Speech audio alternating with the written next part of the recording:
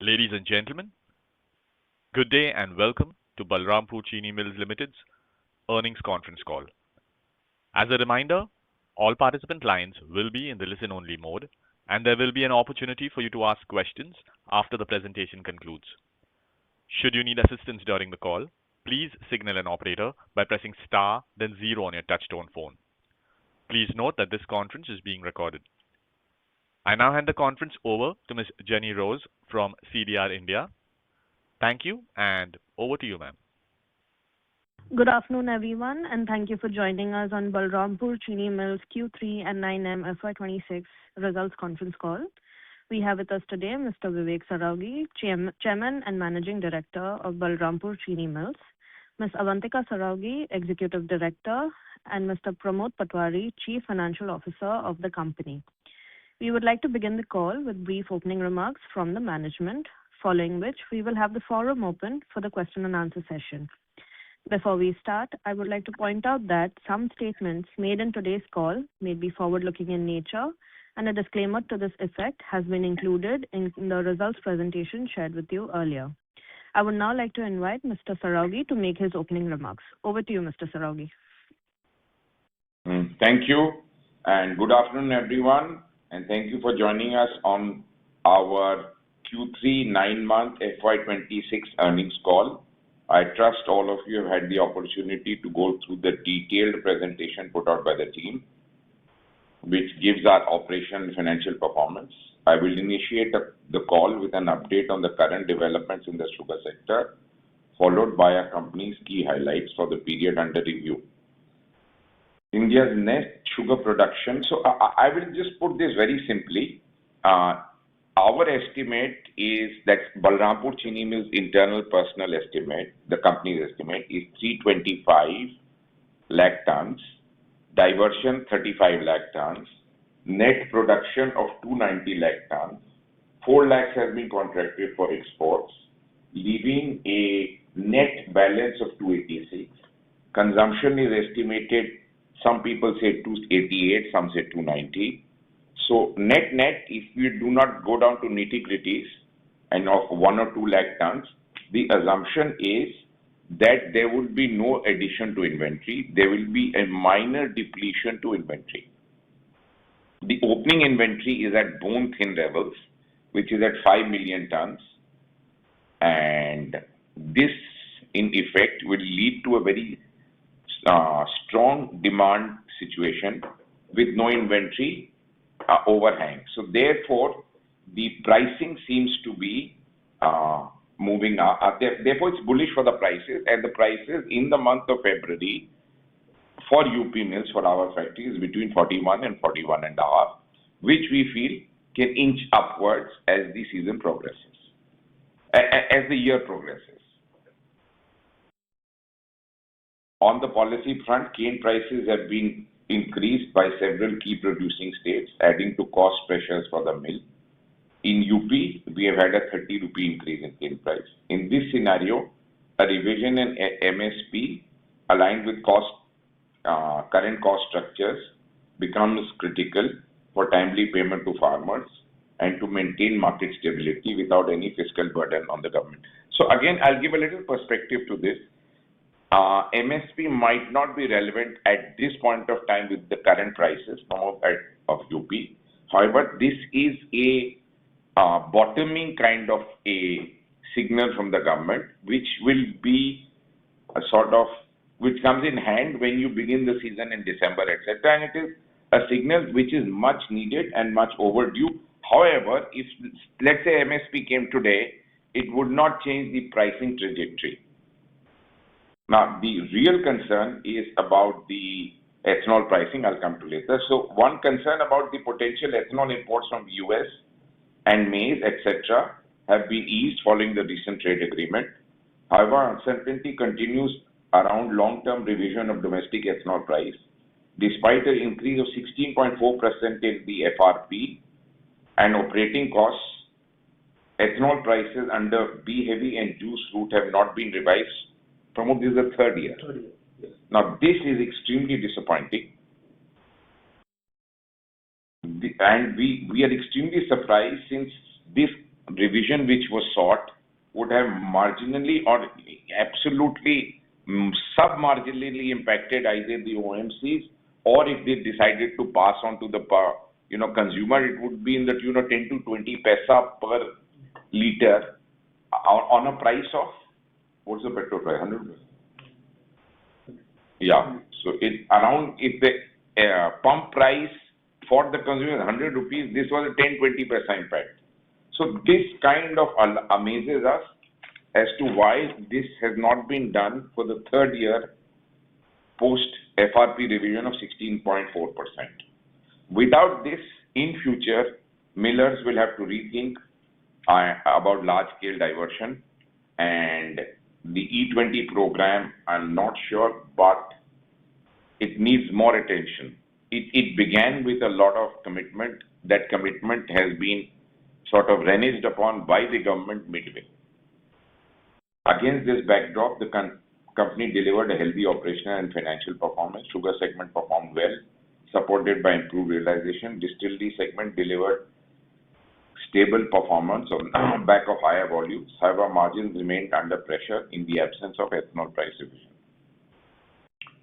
Sugarcane crushing for the company for the period under review increased by 8.4% to 387.6 lakh quintals, supported by early commencement of operation and improved capacity utilization. Despite a decline in overall sugarcane acreage, company expects higher crushing levels for itself during the season under review, aided by additional area allotted by the government, and better yield owing to our working with the farmers closely. Our PLA project continues as planned. Construction activities are in full swing with more than 3,000 workers being deployed at site.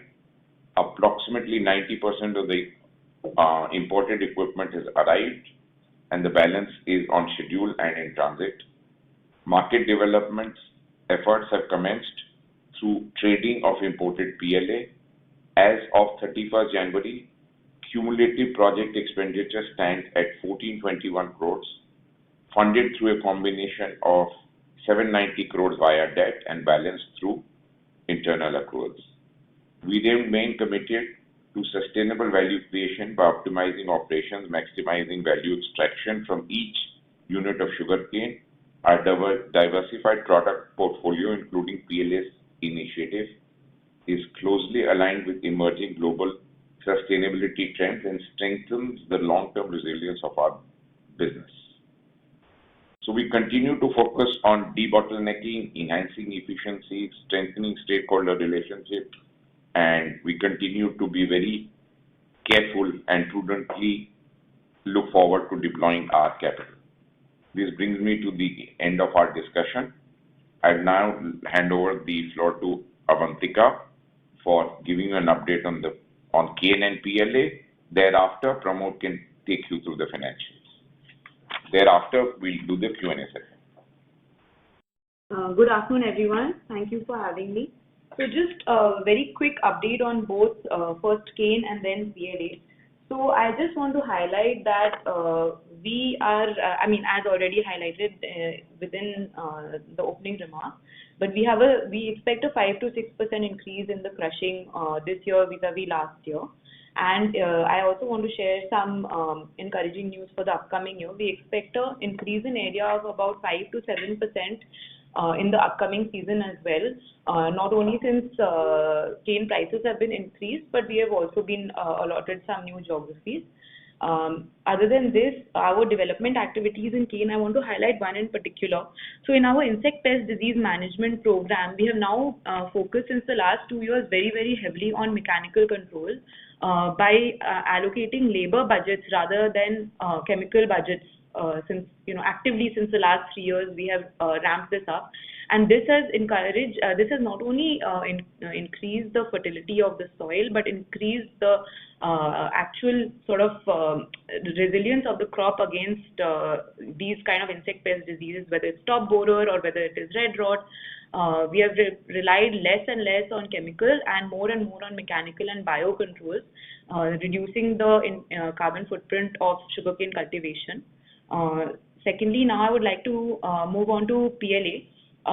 I want to highlight another figure which might not be so visible to investors, that the trade of PLA since the time that we have announced the project has nearly doubled if we are to take the annual import of PLA and its products. So it used to stand between 4 to 5,000 tons before we announced the project as neat PLA, and we expect that at least a 4 to 5 fold at a conservative level in compounds and finished goods was coming in.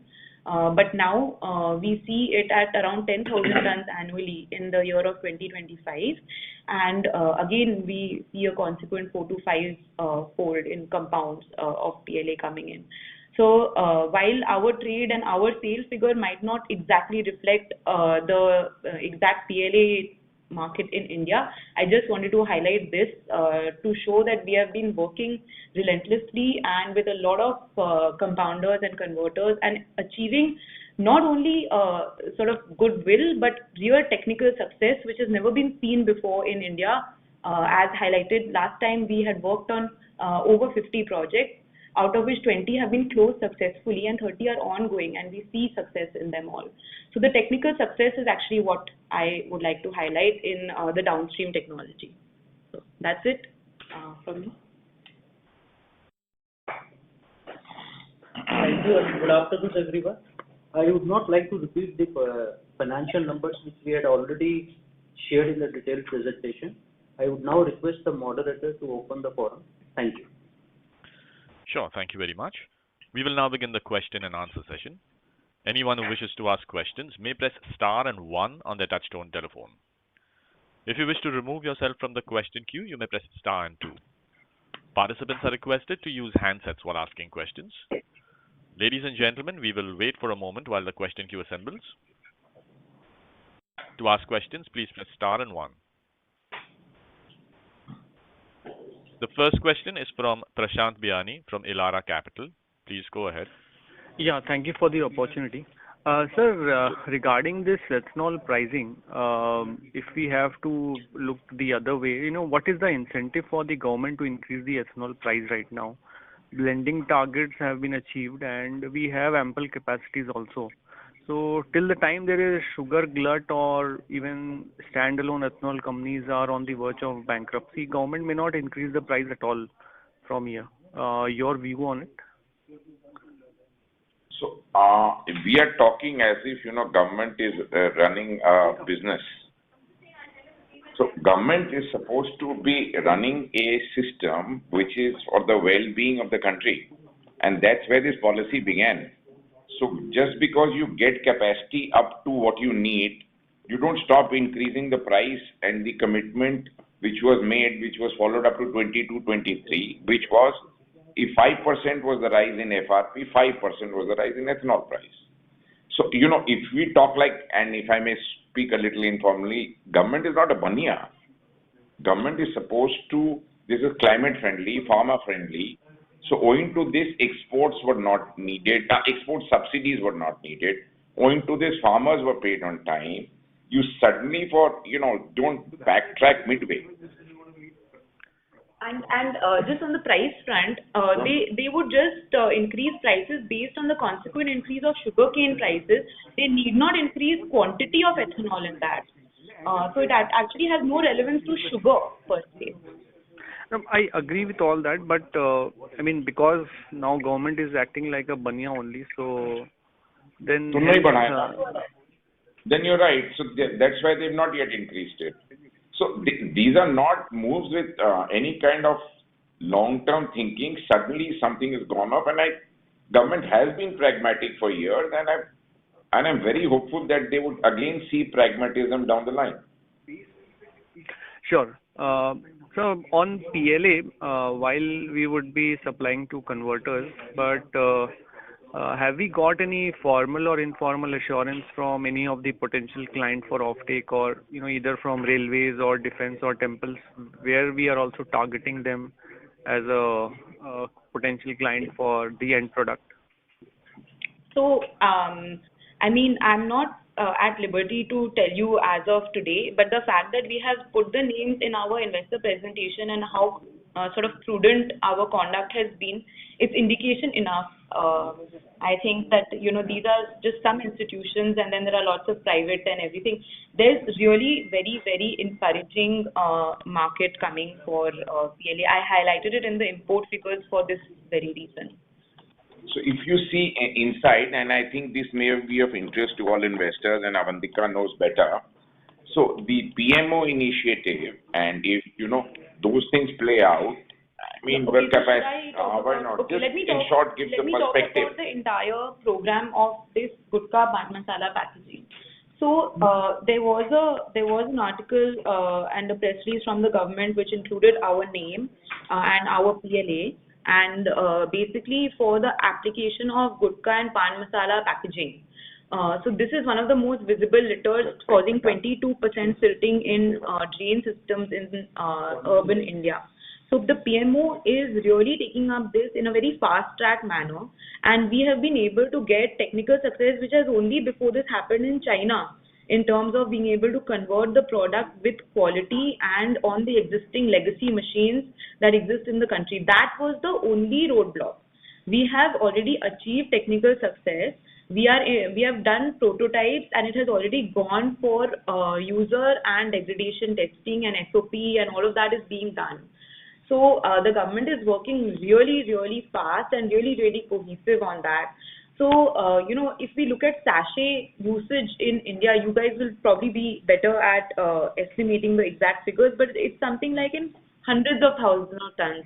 And why I'm harping on the technical efficiency is that it's extremely difficult to get the oxygen and water vapor barrier right with the, with bioplastics and biodegradable materials, which we've been able to do. This is a great thing, and the cost is also decent. So there's a lot of promise, there is a lot of interaction, and it's not up in the air anymore. Sure. And while we are not really impacted by it, but on the other side, is the government also trying to separately pick up the waste product or the packing material which is made out of PLA at the garbage picking front? Do you mean waste segregation? Right. Waste segregation. I mean, the less we comment on waste segregation in India, the better. I don't know what to tell you more than this. It's not where it should be. And if it does happen like that, it's rather simple to separate PLA. There are n number of technologies and even mechanical properties which can be taught to the rag pickers, just as they do for other products. They can easily separate PLA. Sure, that's it from my side. Thanks. Thank you.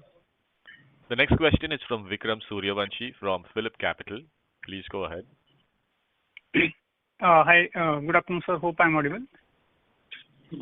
Yes, thank you. All good. Oh, okay, so first of all, I want to acknowledge you for giving more realistic production estimates in presentation compared to what we used to get from different sources.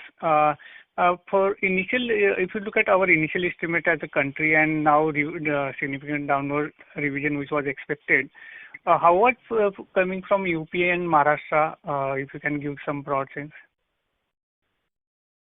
Pramod? So UP production, we are looking at maximum of 10 million ton at a gross level. And Maharashtra, Karnataka, maybe 17.5 to 18 million ton. Maharashtra, Karnataka put 10, 18, 28, and rest of India 47. 45. To 325 people. Yeah. Okay, got it. That's the breakup. And second, you highlighted about increased cane allocation by 5 to 7%. So does that additional land what we have got already has a significant amount of cane, or there is a further scope to improve further cane development going forward there, so we can see apart from the area, cane availability can also improve significantly? Yeah. No, Good point. Good question, actually. I just want to clarify, it's not 5 to 7% increase in allotment. It's 5 to 7% increase in crushing, 5 to 6% increase in crushing that we expect. This is not only through external areas, but internal development and yields and everything. Now, moving to the second part of the question, yes, definitely the new areas which we have got already have cane, but they have a large opportunity to increase cane as well. And these are farmers who have not been paid properly. So they are very, very happy and very, very excited to actually see the color of money and work with us and increase cane area. We are very, very hopeful. Increase cane area, improve variety, everything.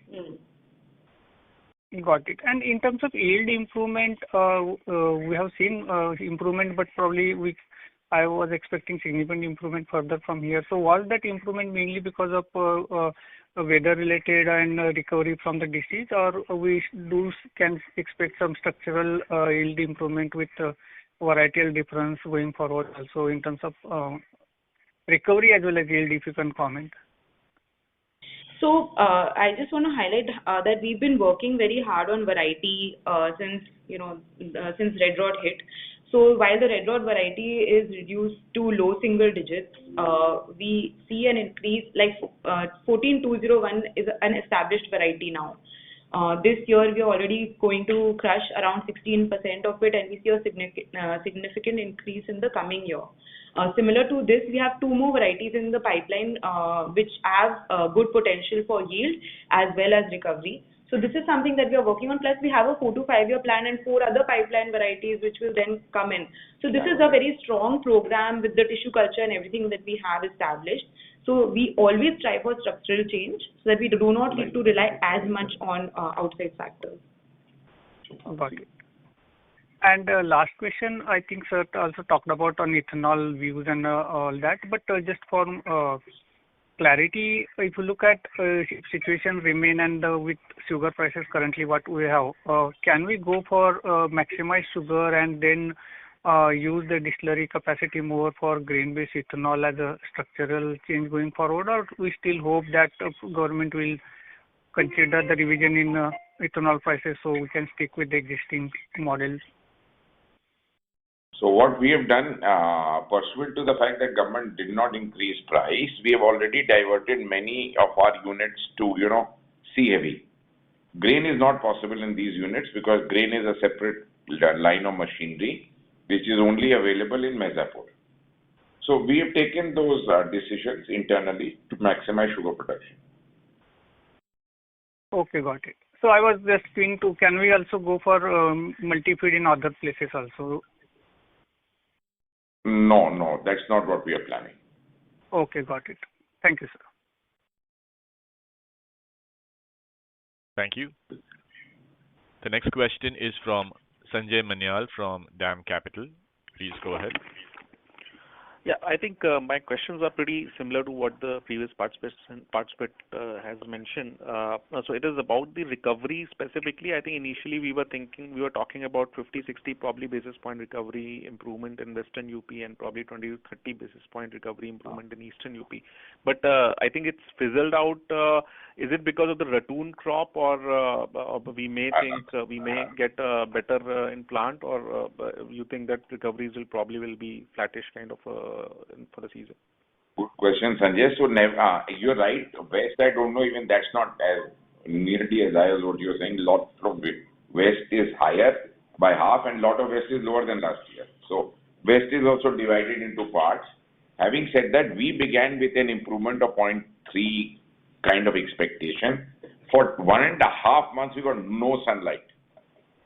So beginning as of yesterday, bright sunshine has started again. So maybe we have lost some time which we did not anticipate. So 0.2, 0.3 may not be possible. 0.1, 0.15 may be possible. Okay. And second, about the fungibility part only, it seems that Mirzapur, I think initially when we did the capex for Mirzapur for 320 KLPD, it was assumed that in a certain situation like today, when the maize or the grain ethanol prices are higher, probably we'll utilize this Mirzapur facility for a higher grain ethanol. But it seems that it will be less than 5 crore only. It seems to be that way only. What's your view on that, and why we have not been able to scale that up to 8-10 crore liters probably? So Sanjay, please understand, we have a capacity of 5.5 crore, 5 crore liters of maize for the balance amount of season after sugar season shuts down, right? Balance period. let me get it very clear. Government has accepted only 60% of the tenders put out for maize. Okay. And you cannot put out a tender, then what you have, then your capacity. So we tendered for 5 crores, we got 3.12 or something. 3.15 crores. Also divided between rice and maize in the ratio of 60. तो पूरा grain को दिए फिर divide किए. So government is not inherently very much in favor of that segment. So if you wanted to increase maize, you'd put in a capex, let's say for another distillery of 10 crores, you would only be able to sell 6 crores. Balance, the distillery would be idle. Am I clear? Okay. Right? Yeah, but my question over... bolo. Yeah, so sorry, Yes. sir. Yeah, my question over here is that why we couldn't bid more than 5 crores, because if I'm not wrong, the entire Mezapur facility is fungible towards grain. So maybe I can do a C heavy, means ethanol to C heavy or B heavy. Right. So that was possible, but at that point of time, one did not know that they are not going to increase the price. Having begun and tendered, it's not possible to roll back. Right. And in the overall scheme, until you reduce sugar, you don't get a good price for sugar. Yes. I mean, if I knew on day one that they are not going to increase any price, maybe we would have done lesser juice. Right. Understood. But Sanjay, the capacity would have been idle, huh? BC you would have done, but that grain would have gone for unutilized. Yeah, or you would 60% utilized. But Right. yes, your question is valid. If we knew this on day one, we would have not done full juice. Right. Understood. And sir, lastly, on PLA front, I think you have mentioned that you already started trading PLA, and so is it that to build the market as of now, we have to Yes. significantly reduce the price or sort of come up with the lower price to the clients? No. This is not seed the the case. market, We yeah. are wanting to do this so that we can get the technical feedback required for our own production, and also start creating a name in the market, meeting the right customers and everything. So customers are largely still importing on their own and just buying a small percentage from us and giving us feedback, which is very valuable for when we start production. Okay. So these are only pilot works which is happening as of now. it seems. No, we are doing commercial sale also, but to a small percentage in order to get feedback on quality. Okay, understood. Thanks. That's it from my side. Thank you. The next question is from Tanuj Nagalia from SKP Securities. Please go ahead. Hello, everyone. Good afternoon. So, sir, I wanted to know whether there is any change in the ethanol mix. As you said, you will be making more of C heavy. So the previous mix you had said it was 25% C, 65% B, and 10% syrup. It's a very marginal tweak because midway Yeah, is not largely it from will the remain in that range only. Yeah, so just 1 unit midway we are shifting, which may not, because we have a 10 unit company, may not look very visible, but yes, whatever we can salvage, we are salvaging. Okay, sir. Thank you, sir. My next question will be, sir, are we on track to close the financial year 26 with ethanol sale of 28 crore DL? Looks like between 26 to 27 crores. 26 to 27. Okay. And so one last question, like what kind of revenue are we expecting in PLA from the Pan Parag sachets which you were talking about right now? All this No, is this is too early in the day. too early. Patience. Yeah. So Okay, what okay, we are got it. wanting to say, let's understand what we are wanting to say without over expecting or under delivering, So today, this is something new for us. We are going in, there are two parts to this. One, to make the quality, that is the function at the plant level. Two is to sell this. That is what your Pan Parag, etc. is. So we're separately working on these two. And with the interactions we are having around, we feel very, very confident and happy that, we should see success on both the fronts. The Okay. detail of how we are hoping to be successful is all what we have spoken about. Okay, got it, sir. Just I can squeeze one last question. What is the cost of production of the sugar in Q4? Q3. नहीं आगे का पूछ रहे हैं. आगे का, like Yeah. the coming. So for the full year, we are expecting in the region of around 37.5. 37.5. Okay, sir. Thank you so much. That's from my end. Thank you. The next question is from Hitesh Sharma from Goldman Sachs. Please go ahead. Good afternoon, everyone. Good afternoon. I just want to check up on this PLA, how much is the capacity utilization right now, and what sort of, at the full capacity, will add to the profit?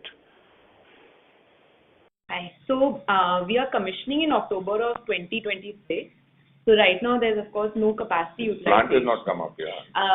And then if on full capacity utilization, the revenue potential is 2,000 crore at peak, and we have given guidance before of a 35% EBITDA profit margin. Thank you very much. Thank you. Before we take the next question, a reminder to participants that you may press star and 1 to join the question queue. The next question is from Dvanit from Savla Family Office. Please go ahead. Hi, sir. I think so most of my questions have been previously answered. Just wanted to know on the ethanol bit. Have we know what kind of pricing are they going to go on the C-heavy route for this current sugar season? Because in case so they have given an increase last year also. So if they give an increase right now, then the price differential between the B-heavy route and the C-heavy route is very minimal. So in that case, it looks ominous that they might actually increase the price high on the B-heavy route, right? At least, or any in line with that on the cane juice route. So that what my second question is, what is our current conversation with regards to the government on this particular aspect?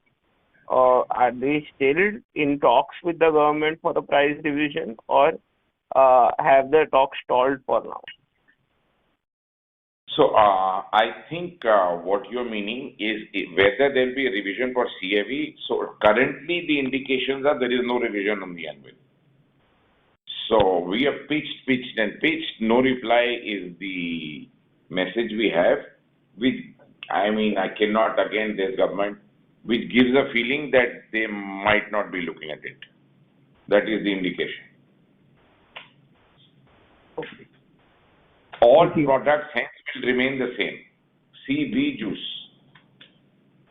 So as per the November 24, October 25 season price. Right. Oh, thank you. Thank you very much. That was the last question in queue. Okay. Sorry. Can I give some closing remarks? Absolutely, yes, sir. Yeah. So our hope, not more than hope, we are hoping to crush over 10.5 crore quintals this year, which is about 10.55 actually, which is about 60 lakh increase over last year.